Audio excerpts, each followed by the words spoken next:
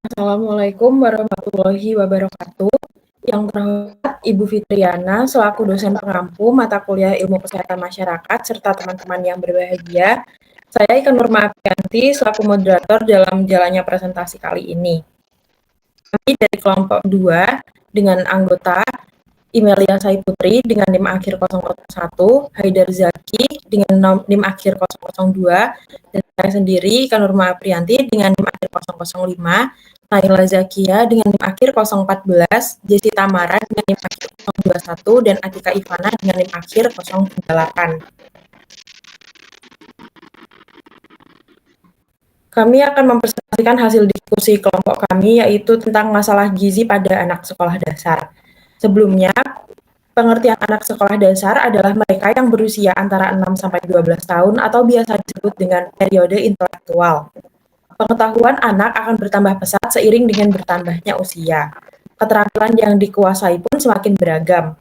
Minat anak pada periode ini terutama terfokus pada segala sesuatu yang bersifat dinamis bergerak. Implikasinya adalah anak cenderung untuk melakukan beragam aktivitas yang akan berguna pada proses perkembangannya kelak, menurut Jatnika 2005. Masalah gizi pada anak sekolah dasar yang kami temukan adalah anak dengan berat badan rendah atau wasting dan anak dengan berat badan lebih atau obesitas. Berdasarkan Riskesdas, prevalensi nasional anak sekolah dasar umur 6-14 tahun ditemukan bahwa anak laki-laki dengan berat badan rendah atau kurus sekitar 13,3% dan anak laki-laki gemuk sekitar 9,5%. Lalu perempuan dengan badan kurus 10,9% dan perempuan dengan badan gemuk 6,4%. Masalah ini adalah akibat dari tingginya angka bayi dengan berat badan lahir rendah atau BBLR dan kurang gizi pada masa balita, serta tidak tercapainya perbaikan pertumbuhan. Masalah gizi lebih pada anak usia sekolah adalah akibat asupan gizi yang melebihi energi yang digunakan. Hal ini karena makanan tinggi lemak dan kalori serta kurang gerak. Selanjutnya akan dijelaskan oleh rekan saya. Lalu ada status gizi. Nah, status gizi ini dipengaruhi oleh asupan gizi makronutrien dan mikronutrien yang seimbang, di mana ada 3 faktor yang mempengaruhi gizi buruk. Yang pertama ada anak tidak cukup mendapat makanan bergizi yang seimbang. Lalu yang kedua ada anak tidak mendapat asupan gizi yang memadai. Dan yang ketiga ada anak mungkin menderita penyakit infeksi. Lalu akibat dari kurangnya gizi ini yang pertama dapat terjadinya gangguan pada proses pertumbuhan, yang kedua ada produksi tenaga, yang ketiga ada pertahanan tubuh, yang keempat ada gangguan struktur dan fungsi otak, serta gangguan perilaku. Next. Lalu ada kalsium. Nah, kalsium ini merupakan mikronutrien yang memegang peranan penting dalam mengatur fungsi sel seperti transmisi saraf, kontraksi otot, dan menjaga permeabilitas membran sel. Selain itu, kalsium juga mengatur kerja hormon dan faktor pertumbuhan serta berperan dalam pembentukan tulang dan gigi. Dengan demikian, kekurangan asupan kalsium dapat mengakibatkan gangguan dari tingkat sel. Kekurangan asupan ini apabila terjadi selama masa pertumbuhan, maka dapat mengakibatkan gangguan pertumbuhan. Selanjutnya akan dijelaskan oleh rekan saya. Untuk selanjutnya yaitu adalah program pemerintah untuk mencegah wasting. Yang pertama ada program gizi anak sekolah atau PROGAS. Program gizi anak sekolah atau PROGAS yang merupakan program pemberian makanan tambahan berupa biskuit gizi, susu, dan buah-buahan kepada siswa SD di daerah tertinggal, terdepan, dan terluar atau 3T. Program ini bertujuan untuk meningkatkan status gizi, kesehatan, dan prestasi belajar siswa. Program ini telah dilaksanakan sejak tahun 2018 dan mencakup 1.000 sekolah di 34 provinsi dengan jumlah penerima manfaat sekitar 250.000 siswa. Menurut Entrepreneur Indonesia, program ini berhasil meningkatkan persentase jumlah siswa yang mengkonsumsi sarapan secara rutin menjadi 47,7% dari 24,7%, serta meningkatkan persentase jumlah siswa yang menunjukkan peningkatan pengetahuan gizi menjadi 87,63% dari sebelumnya 81,6%. Next. Nah, untuk yang program kedua yaitu adalah program PMTAS atau pemberian makanan tambahan anak sekolah. Program PMTAS yaitu pemberian makanan tambahan dan pemberian obat cacing yang bertujuan untuk meningkatkan status gizi anak, khususnya yang mengalami kekurangan gizi atau berisiko mengalami stunting atau wasting, terutama di daerah-daerah terpencil. Program PMTAS ini dapat dilakukan yaitu pemberian makanan kudapan dengan makanan harus mengandung kurang lebih 300 kalori dan 5 gram protein untuk setiap kali pemberian. Program diberikan 3 kali seminggu atau 108 kali dalam 1 tahun ajaran. Kegiatan lainnya berupa pemberian obat cacing setiap 2 kali per tahun serta penyuluhan pendidikan gizi dan kesehatan. Tingkat keberhasilan program PMTAS meliputi peningkatan status gizi anak (SD atau MI), penurunan angka absensi, peningkatan nilai gizi anak, penurunan angka infeksi cacingan anak, serta meningkatkan pengetahuan dalam aspek kesehatan. Selanjutnya akan dijelaskan oleh teman saya.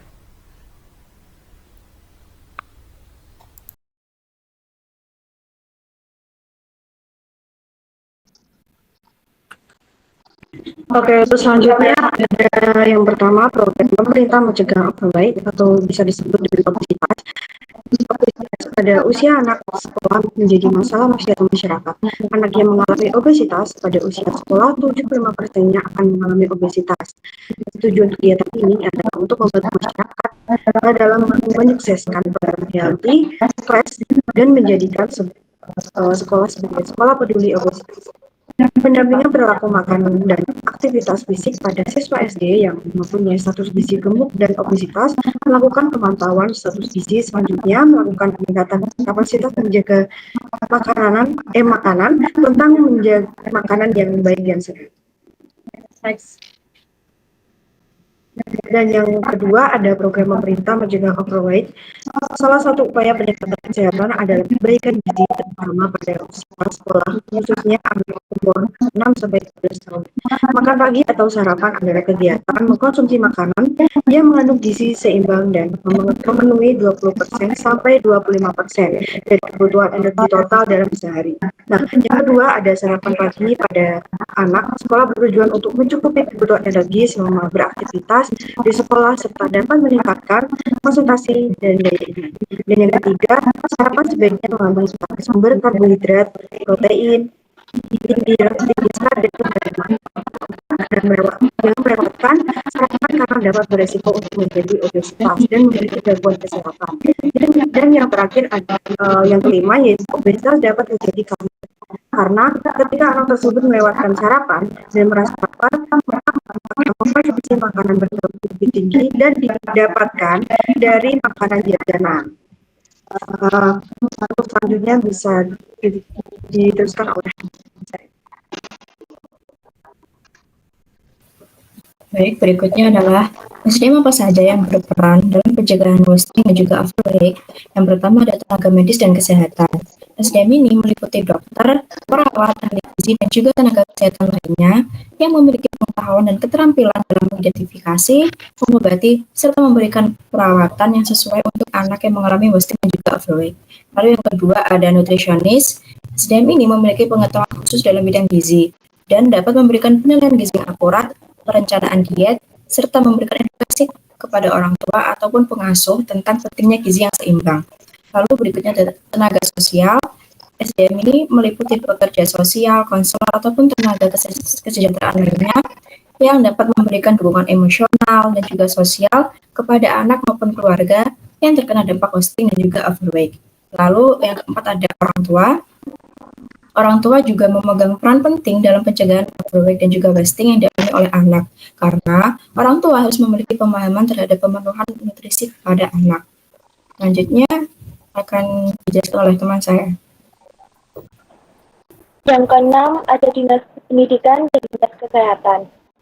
Dalam contoh program gizi anak sekolah, Dinas Pendidikan dan Dinas Kesehatan bisa bekerja sama untuk membangun kesuksesan program ini. Jika Dinas Pendidikan membuat sendiri program tersebut, maka yang turun langsung SDM yang berperan langsung ke tenaga pendidik. Namun, jika Dinas Pendidikan dan Dinas Kesehatan bekerja sama, maka SDM yang turun dari Dinas Pendidikan dan Dinas Kesehatan adalah pihak puskesmas. Barulah pihak puskesmas eh, turun ke sekolah-sekolah untuk memberikan pemahaman tentang edukasi pemenuhan gizi yang seimbang terhadap tenaga pendidik, guru, yang termasuk guru, wali murid, dan juga murid. Saya kembalikan ke moderator. Berikut adalah daftar pustaka yang digunakan oleh kelompok kami. Itulah presentasi dari kelompok kami. Jika ada salah kata, kami mohon maaf. Wassalamualaikum warahmatullahi wabarakatuh.